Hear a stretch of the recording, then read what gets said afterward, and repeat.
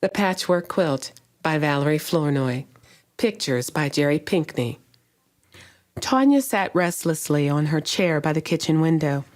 For several days she had had to stay in bed with a cold. But now Tanya's cold was almost gone. She was anxious to go outside and enjoy the fresh air and the arrival of spring. Mama, when can I go outside? Asked Tanya. Mama pulled the tray of biscuits from the oven and placed it on the counter. In time, She murmured. all in good time. Tanya gazed through the window and saw her two brothers, Ted and Jim, and Papa building the new backyard fence. I'm going to talk to Grandma. She said. Grandma was sitting in her favorite spot, the big soft chair in front of the picture window. In her lap were scraps of materials of all textures and colors. Tanya recognized some of them. The plaid was from Papa's old work shirt, and the red scraps were from the shirt Ted had torn that winter. What you gonna do with all that stuff? Tanya asked. Stuff? These ain't stuff. These little pieces gonna make me a quilt, a patchwork quilt. Tanya tilted her head. I know what a quilt is, Grandma. There's one on your bed, but it's old and dirty, and Mama can never get it clean. Grandma sighed. It ain't dirty, honey. It's worn, the way it's supposed to be. Grandma flexed her fingers to keep them from stiffening. She sucked in some air and said, My mother made me a quilt when I wasn't any older than you, but sometimes the old ways are forgotten. Tanya leaned against the chair and rested her head on her grandmother's shoulder. Just then, Mama walked in with 2 glasses of milk and some biscuits. Mama looked at the scraps of material that were scattered all over. Grandma, She said. I just cleaned this room and now it's a mess. It's not a mess, Mama. Tanya said through a mouthful of biscuit. It's a quilt. A quilt? You don't need these scraps. I can get you a quilt. Mama said. Grandma looked at her daughter and then turned to her grandchild. Yes, your mama can get you a quilt from any department store, but it won't be like my patchwork quilt, and it won't last as long either. Mama looked at Grandma, then picked up Tanya's empty glass and went to make lunch. Grandma's eyes grew dark and distant. She turned away from Tanya and gazed out the window, absent-mindedly rubbing the pieces of material through her fingers. Grandma, I'll help you make your quilt. Tanya said. Thank you, honey. Let's start right now. We'll be finished in no time. Grandma held Tanya close and patted her head. It's gonna take quite a while to make this quilt. Not a couple of days or a week, not even a month. A good quilt, a masterpiece. Grandma's eyes shone at the thought.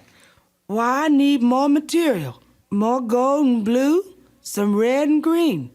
And I'll need the time to do it right. It'll take me a year at least. A year? Shouted Tanya. That's too long. I can't wait that long, Grandma. Grandma laughed. A year ain't that long, honey. Making this quilt gonna be a joy. Now run along and let Grandma rest. Grandma turned her head toward the sunlight and closed her eyes.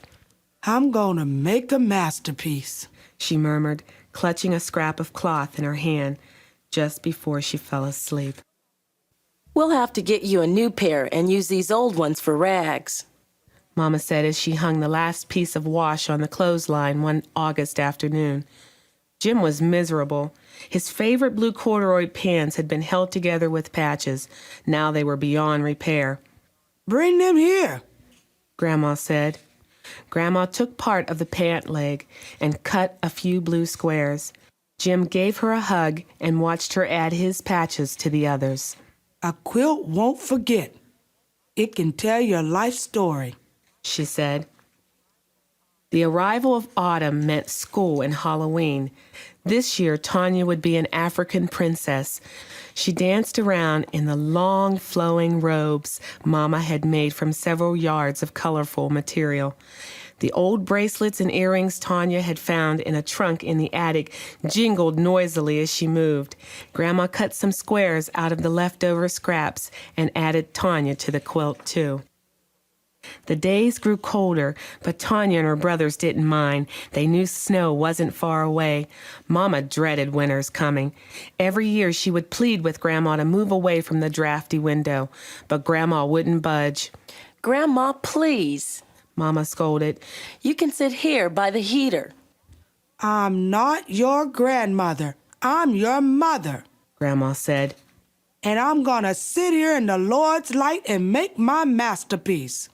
It was the end of November when Ted, Jim, and Tanya got their wish. They awoke one morning to find everything in sight covered with snow. Tanya got dressed and flew down the stairs. Ted and Jim and even Mama and Papa were already outside. I don't like leaving Grandma in that house by herself, Mama said. I know she's lonely. Tanya pulled herself out of the snow, being careful not to ruin her angel. Grandma isn't lonely. Tanya said happily. She and the quilt are telling each other stories. Mama glanced questioningly at Tanya. Telling each other stories? Yes, Grandma says a quilt never forgets. The family spent the morning and most of the afternoon sledding down the hill. Finally, when they were all numb from the cold, they went inside for hot chocolate and sandwiches. I think I'll go sit and talk to Grandma, Mama said. Then she can explain to you about our quilt, our very own family quilt. Tanya said. Mama saw the mischievous glint in her youngest child's eyes. Why, I may just have her do that, young lady, Mama said as she walked out of the kitchen. Tanya leaned over the table to see into the living room. Grandma was hunched over, her eyes close to the fabric as she made tiny stitches. Mama sat at the old woman's feet. Tanya couldn't hear what was said, but she knew Grandma was telling Mama all about quilts and how this quilt would be very special. Tanya sipped her chocolate slowly. Then she saw Mama pick up a piece of fabric, rub it with her fingers, and smile. From that moment on, both women spent their winter evenings working on the quilt. Mama did the sewing while Grandma cut the fabrics and placed the scraps in a pattern of colors. Even while they were cooking and baking all their Christmas specialties during the day, at night they still worked on the quilt. Only once did Mama put it aside. She wanted to wear something special Christmas night, so she bought some gold material and made a beautiful dress. Tanya knew without asking that the gold scraps would be in the quilt too. There was much singing and laughing that Christmas. All Grandma's sons and daughters and nieces and nephews came to pay their respects. The Christmas tree lights shone brightly, filling the room with sparkling colors. Later, when everyone had gone home, Papa said he had never felt so much happiness in the house, and Mama agreed. When Tanya got downstairs the next morning, she found Papa fixing pancakes. Is today a special day, too? Asked Jim. Where's Mama? Asked Tanya. Grandma doesn't feel well this morning. Papa said. Your mother is with her now till the doctor gets here. Will Grandma be all right?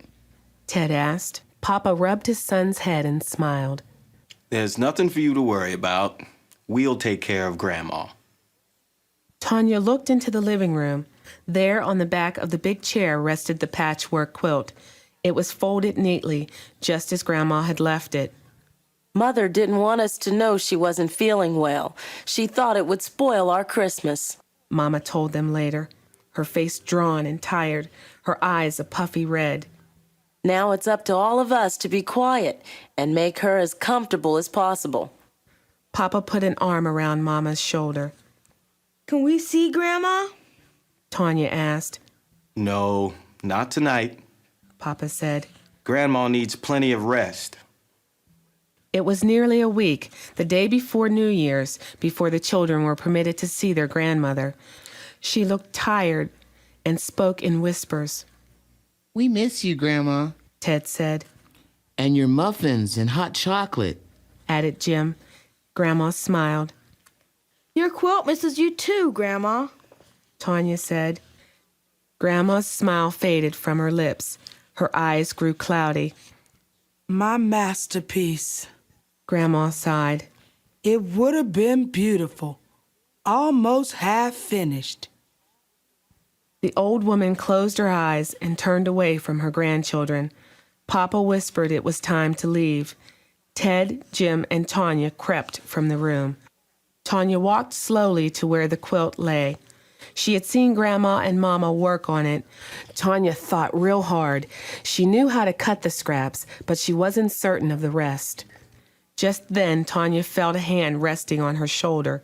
She looked up and saw Mama. Tomorrow, Mama said. New Year's Day was the beginning. After the dishes were washed and put away, Tanya and Mama examined the quilt. you cut more squares, Tanya, while I stitch some patches together. Mama said. Tanya snipped and trimmed the scraps of material till her hands hurt from the scissors. Mama watched her carefully, making sure the squares were all the same size. The next day was the same as the last, more snipping and cutting, but Mama couldn't always be around to watch Tanya work. Grandma had to be looked after, so Tanya worked by herself. Then, one night, as Papa read them stories, Jim walked over and looked at the quilt. In it he saw patches of blue, his blue. Without saying a word, Jim picked up the scissors and some scraps and started to make squares. Ted helped Jim put the squares in piles, while Mama showed Tanya how to join them. Every day, as soon as she got home from school, Tanya worked on the quilt. Ted and Jim were too busy with sports, and Mama was looking after Grandma, so Tanya worked alone. But after a few weeks, she stopped. Something was wrong. Something was missing, Tanya thought. For days, the quilt lay on the back of the chair. No one knew why Tanya had stopped working. Tanya would sit and look at the quilt. Finally, she knew. Something wasn't missing. Someone was missing from the quilt. That evening, before she went to bed, Tanya tiptoed into Grandma's room, a pair of scissors in her hand. She quietly lifted the end of Grandma's old quilt and carefully removed a few squares. February and March came and went as Mama proudly watched her daughter work on the last few rows of patches. Tanya always found time for the quilt. Grandma had been watching, too. The old woman had been getting stronger and stronger as the months passed. Once she was able, Papa would carry Grandma to her chair by the window. I needs the Lord's light, Grandma said. Then she would sit and hum softly to herself and watch Tanya work. Yes, honey, this quilt is nothing but a joy, Grandma said. Summer vacation was almost here. One June day, Tanya came home to find Grandma working on the quilt again. She had finished sewing the last few squares together. The stuffing was in place, and she was already pinning on the backing. Grandma! Tanya shouted. Grandma looked up. Hush, child. It's almost time to do the quilting on these patches. But first, I have some special finishing touches. The next night, Grandma cut the final thread with her teeth. There, it's done, she said. Mama helped Grandma spread the quilt full length. Nobody had realized how big it had gotten or how beautiful. Reds, greens, blues, and golds, light shades and dark, blended in and out throughout the quilt. It's beautiful, Papa said. He touched the gold patch, looked at Mama, and remembered. Jim remembered, too. There was his blue and the red from Ted's shirt. There was Tanya's Halloween costume, and there was Grandma. Even though her patch was old, it fit right in. They all remembered the past year. They especially remembered Tanya and all her work. So it had been decided. In the right-hand corner of the last row of patches was delicately stitched, "For Tanya, from your Mama and Grandma."